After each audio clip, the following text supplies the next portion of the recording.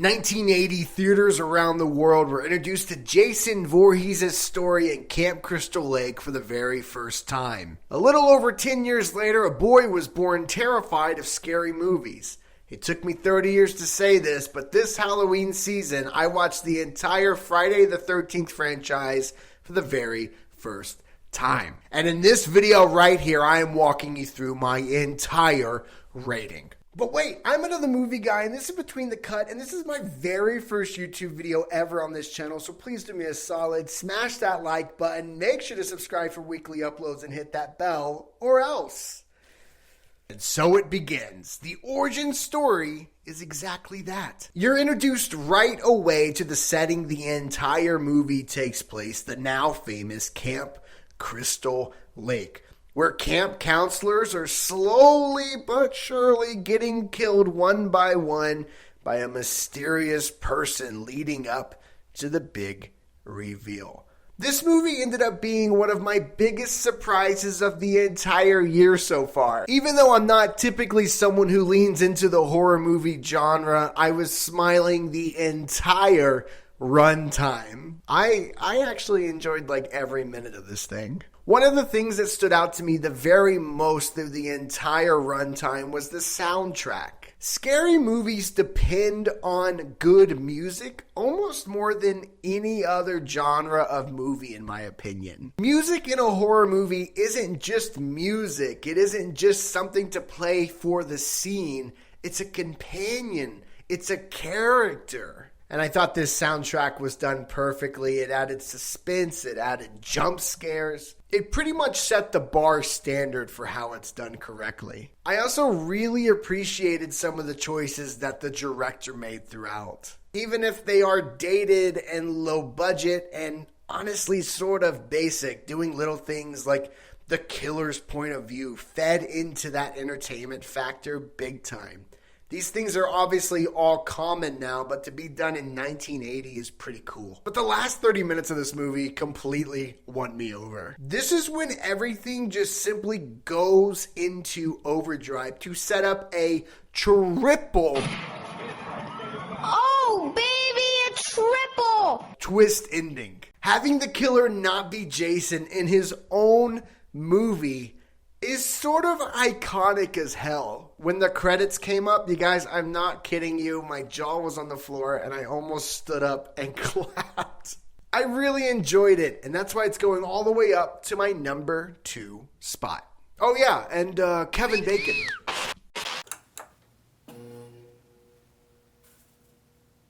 One year after an almost $6 million opening weekend. To put that into perspective before we continue, Raiders of the Lost Ark made $8 million opening weekend the very next year. Producers at Paramount were going all in with Jason. Friday the 13th Part 2 was officially released. This takes us back to Camp Crystal Lake 5 years after the original events take place, where camp counselors are slowly getting killed one by a mysterious person leading up to the big reveal.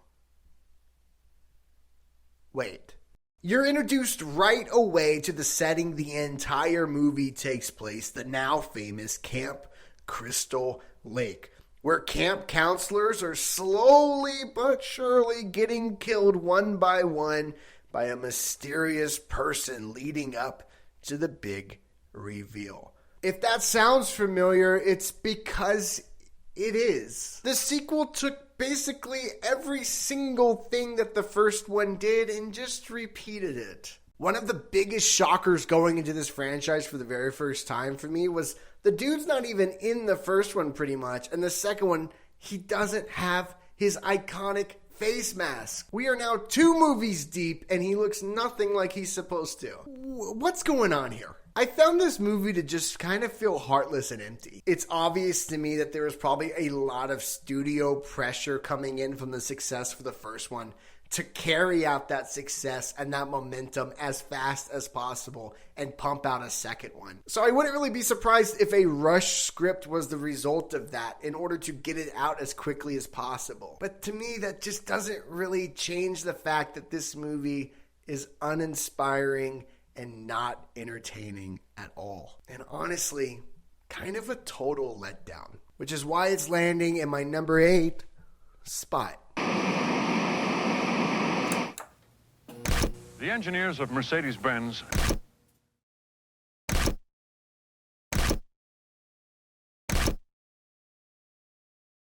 Well.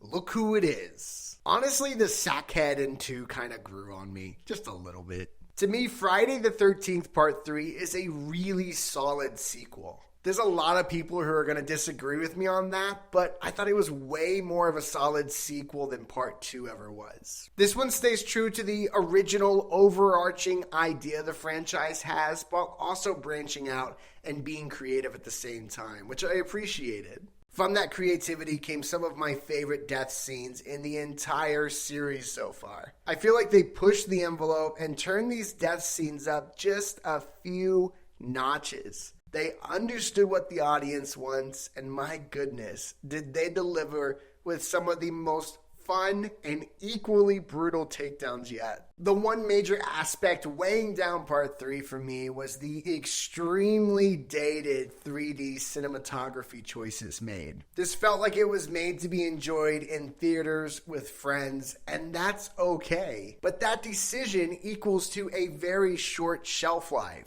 So because of that, I did find myself a little distracted at times when a broom handle took up 97% of the screen. But I was never distracted enough to fully understand that this movie is much better than the second one. Even if, and I am not kidding when I tell you this, they copy the exact same ending.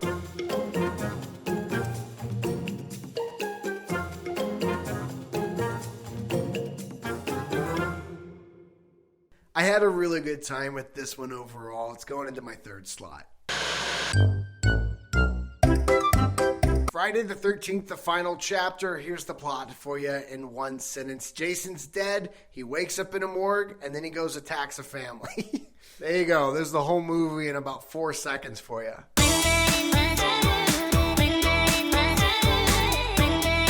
I have mixed opinions on this one for sure. The biggest high point in this movie for me is it's the very first in the franchise so far to take us to a brand new location outside of Camp Crystal Lake. The place is obviously a really great setting for a movie like this, but 3 movies deep of the exact same place, I was kind of distancing myself from the attention span. And spoiler alert, that's pretty much the only positive I can say about this movie. This is definitely the slowest pace in the franchise so far, and it's filled with just forgettable death scenes and even more forgettable characters throughout the entire runtime. But that isn't even close to being the worst part of this movie, because a young Corey Feldman ends up delivering one of the most insane final 15 minutes of a film I've ever seen in my life. This creepy little crawler comes downstairs and is so far, for me, one of the biggest jump scares in the franchise so far. I'm aware this is a hot take since this one typically ends up pretty high on people's ranking, but from the painfully boring pace to just the bizarre ending, it's gotta go into my number 9 spot.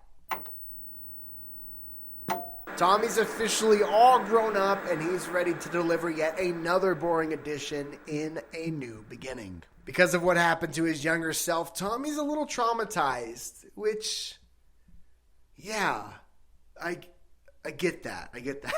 And when random murders start to happen again in town, it's pretty clear who's back for revenge. The first half of this movie completely had me convinced it could land in the top 5 of the franchise ranking for me. But as the second half started rolling in, it became abundantly clear that this is actually just kind of a boring, bloated mess that had close to no substance. The character lineup so far is the weakest we have ever gotten in a Friday movie. They are forgettable and uninteresting in every single scene. And let me be clear, I am not talking about Reggie, who, in my opinion, was the highest point of this movie for me. I was rooting for him, and I also found him funny. He's a good character and was consistently the high point throughout the entire movie. There were also a few really cool slasher moments that I appreciated, but the directing and the cinematography kind of ruined so many of them because they were an inch away from the victim's face. This was probably really cool and fun in theaters to watch, but decades later, watching it on my personal TV at home, the gimmick didn't really work on me. The ending twist is something I didn't really love either. Having a copycat killer wasn't really that exciting to me. But in true Friday the 13th fashion, there's multiple twist endings. Why other movies don't do this more today, I will never understand. It's so kick-ass. The second twist ending is definitely a step in the right direction for the franchise. I honestly have some empathy for the creators here. The first movie took a pretty basic, scary movie concept and accidentally stumbled on a top 5, even probably a top 3 most iconic horror movie villains of all time. But where do you go from there? The introduction of Tommy and expanding off of his now plotline is a super solid stepping stone to break free from the monotony that we saw kind of happen in Friday the 13th Part 2. The second twist ending of this movie gave me a lot of hope, with Tommy basically being handed the torch to become the new generation of Jason. This allows the series to break free from Camp Crystal Lake and take on a brand new life. This just proves that Tommy can become this new version of Jason and the audience can still enjoy it. And with Tommy covering his face with the mask during the last few minutes, it's exciting to think what's the next installment of this franchise going to be about. And then this is never mentioned again.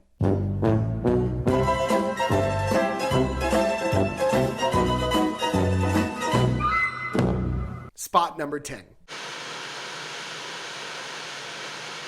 Going into Jason Lives, I was feeling a little defeated, and honestly a little let down too. I was finally being able to enjoy something firsthand that has become a literal part of pop culture forever, it seems.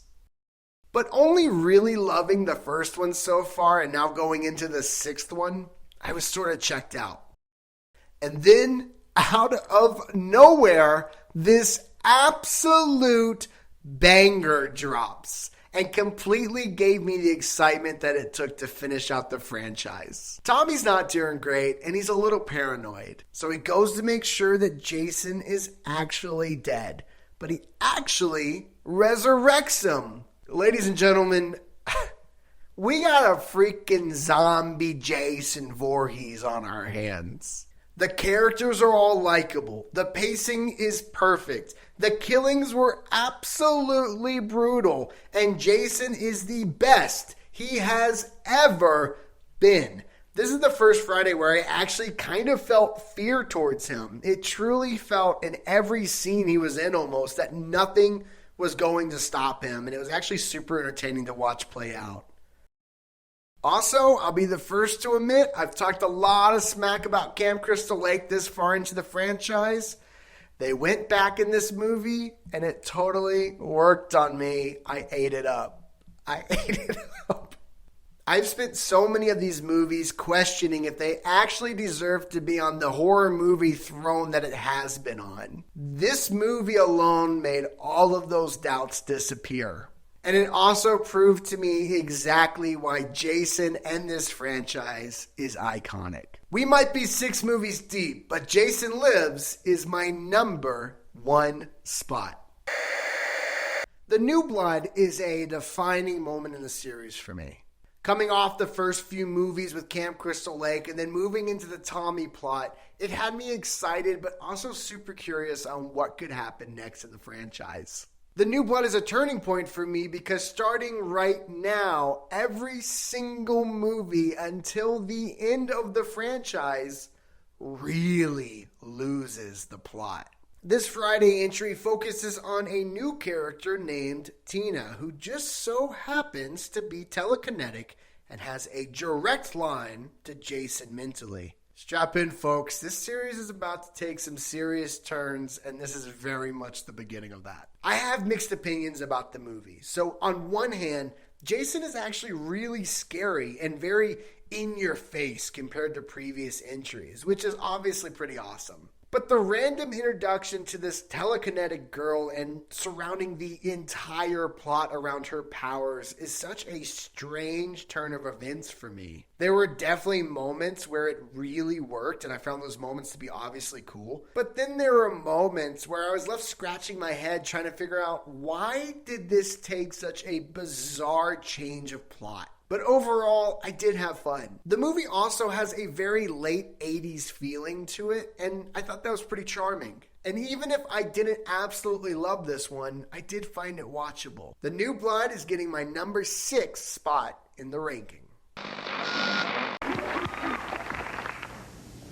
The term deranged sociopath gets thrown around a lot by the media, but it really applies to my next guest. Starting today, you can see him in Friday the 13th, Part 8. Jason Takes Manhattan. Please welcome Jason.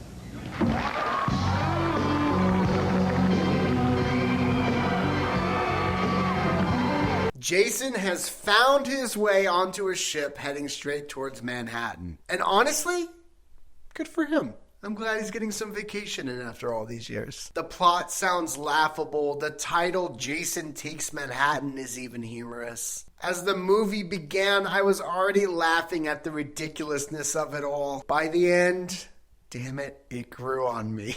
I started the movie feeling like it was silly and plotless. As the credits rolled and I stared at the screen, I still very, very much actually thought that it was silly and plotless. But somewhere in between, we got to see Jason's relentless strength give us some of the best kills in the entire franchise. And not only some of the best kills, but in my opinion, the best kill in the entire franchise is in this movie. Alright, so let me break this down. Julius and Jason end up on a rooftop where a hand-to-hand combat is starting to take place. Now, previous in the franchise, as we know, Jason either traps a victim somehow or surprise kills them.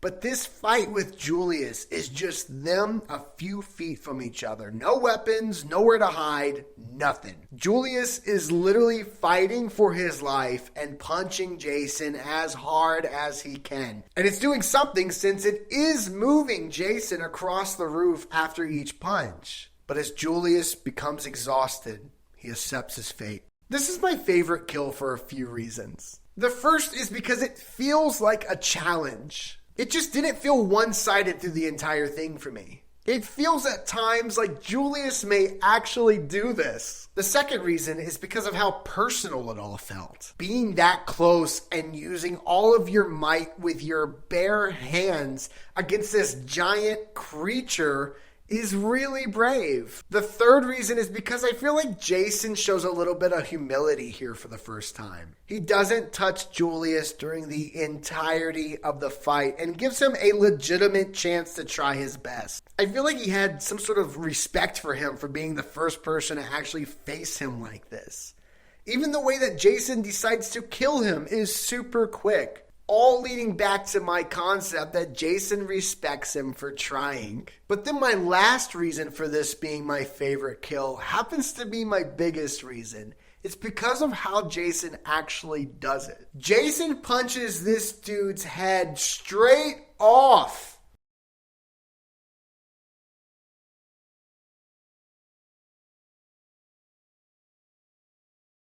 This is cinema. Even if the plot kinda sucks and this is full of unwritten, boring characters by the second half of it, it was very obvious to me that this is actually a high point in the franchise. Jason took Manhattan, and he also took spot number 4.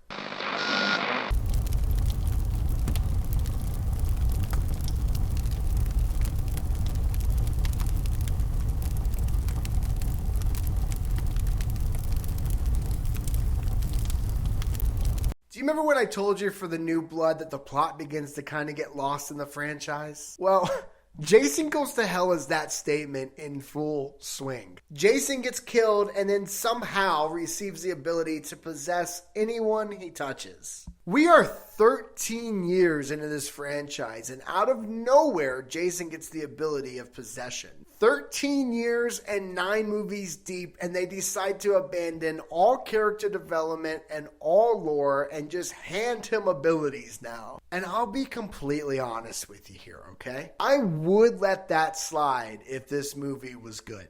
I would honestly even probably walk away saying, wow, that was really neat. They took a lot of creative chances and it paid off. But the movie is terrible. This is such an unnecessary waste of time. It's a waste of time that it was made, and it's a waste of time to watch. The entire thing felt like a straight-to-cable horror movie that was made on a tiny budget to play really late on some forgotten TV channel. There's truly zero magic, excitement, or even base-level entertainment for a second of the runtime. The acting is distractingly bad. The plot is a disaster. The pacing is a mess. It just doesn't get good. Ever. And on top of that, Jason's in the actual movie for like maybe 5 minutes. I think the most disappointing aspect to all of this is that the concept of Jason in Hell sounds pretty cool. Now, I have no idea what that plot could be and what that movie would look like, but I do feel like in my heart that movie could be pretty awesome. But instead, this is a disgrace to the franchise and an embarrassment to filmmaking. Jason Goes to Hell is undoubtedly my number 12 spot. This movie can go to hell. When I started this video, Jason X was the one that I was most excited to talk about. Out of the entire franchise, Jason X is the one that I think about and talk about the most. Now you might be thinking Jason's gone to Manhattan, he's gone to hell. What can top hell? Jason Goes to freaking space. This installment takes place in the year 2455. It is so ridiculous that it's impossible for me to get through that sentence without smiling. I'm literally laughing at the plot line. Stop laughing at the plot line. Stop laughing. The year is 2455, and old Earth is being searched by a team of researchers, where they stumble on a frozen Jason. They unfreeze him, thinking they have discovered a huge scientific treasure, not knowing that he's actually Jason Voorhees and is about to start picking them off one by one. How we got here in this series, I will never know. Taking this horror icon who used to just simply attack sleeping teenagers at a summer camp and giving him a futuristic badass suit to go head to head with the space crew in literal space should not work whatsoever. But the craziest part, it kind of did work for me. The special effects are terrible. The acting is atrocious. The music is so over the top. The plot is ridiculous. The death scenes are borderline hilariously bad. But damn it, I didn't hate it. This movie is the definition of over the top, but by the end I actually found myself appreciating those out there decisions. This is by no means a good movie. Please do not think that I'm standing here saying this is a good movie, but I have a really hard time hating it or being overcritical because I can't think of a single time during the entire runtime that I felt bored or uninterested. The final 10 minutes really won me over. It was so ridiculous that I actually was laughing out loud at the screen. But the final scene, once they crashed back to Earth, actually ended up being one of my favorite endings in the franchise so far. Even if this movie's far from being good, it's way more entertaining than it has any right to be. It's my 7th spot on the ranking.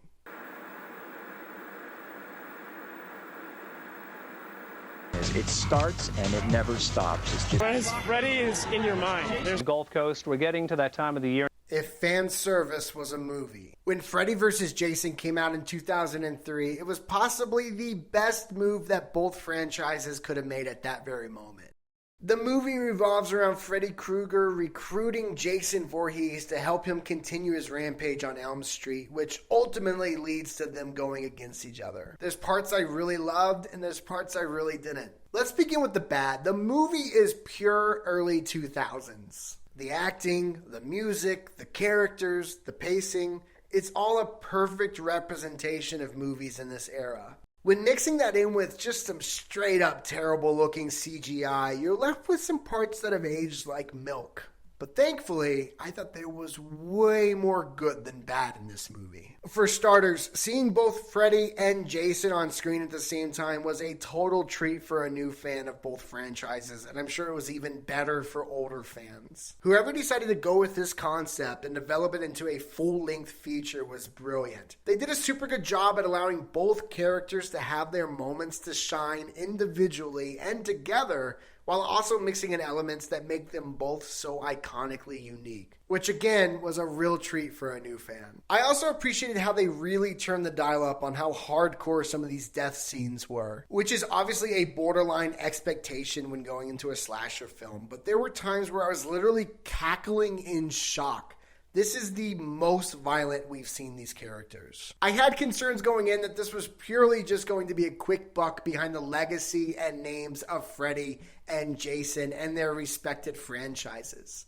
But no part of this felt like that to me. I actually do believe that they spent the time that was needed during the creation process for this movie to turn out the way that it did, which I really, really, really appreciate as a fan. But the highlight of this movie for me is the last 30 minutes. I was intentionally avoiding all spoilers and trailers leading up to watching this for the first time. And I'm so grateful that I did, because the last 30 minutes kicked so much ass and was exactly what I was eagerly hoping for when I started it. It totally paid off for me. It was a fan service movie leading all the way up to the very last second, and I was grinning ear to ear out of excitement. Now, the movie's far from amazing, but I firmly stand by it fulfilling all of my original expectations going in, while also staying true to the source material that I care about. Freddy vs. Jason is filling in my top 5 at that number 5 spot.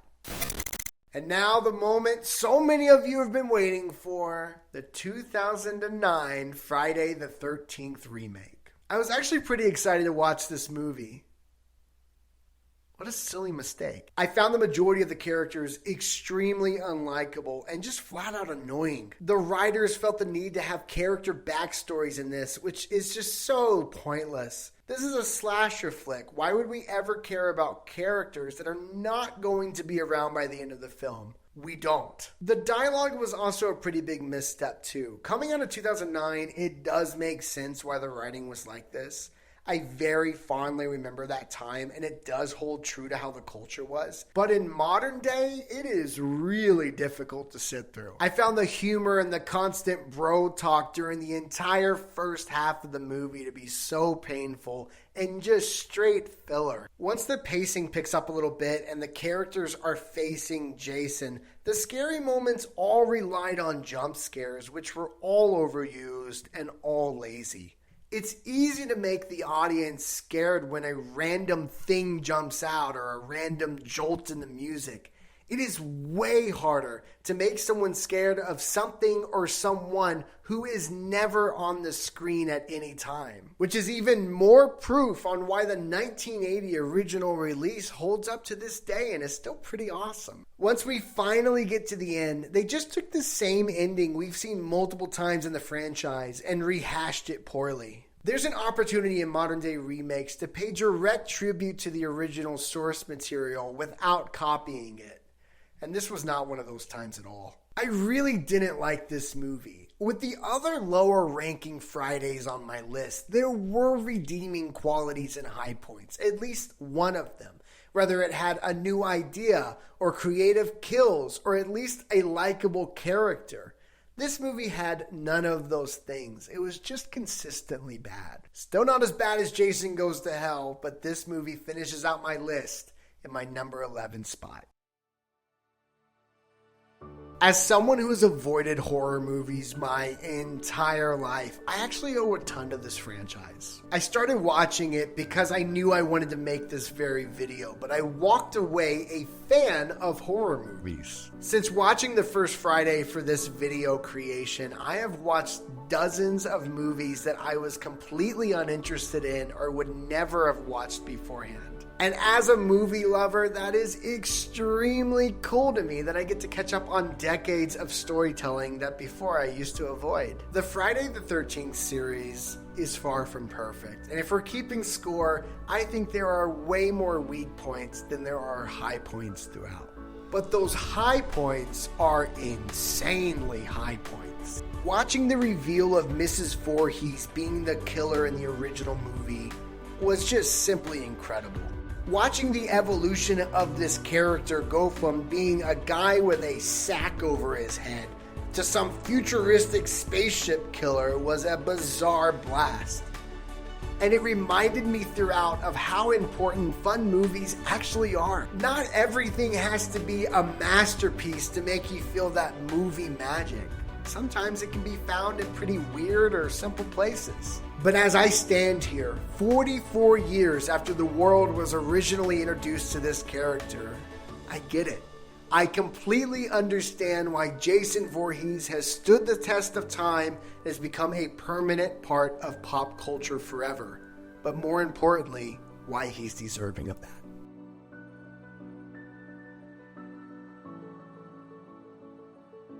If you're still here, thank you so much for watching my entire video. I'm an online TV and movie influencer on TikTok and Instagram, but this is my very first YouTube video, and to be honest, it's kind of a big, scary place. So a subscription and a like on the video would go an incredibly long way for me. I'll see you this time next week for a brand new video just like this one. Make sure to check out the description for all the other cool links and stuff you can follow me on. I'm another movie guy. This is Between the Cut, and until next time. Jason wearing glasses is so uncool. You've seen Jason go to hell. You've seen Jason go to Manhattan. But this summer, Jason goes to college to better his family's future. It just doesn't work with glasses. Nothing scarier than student debt.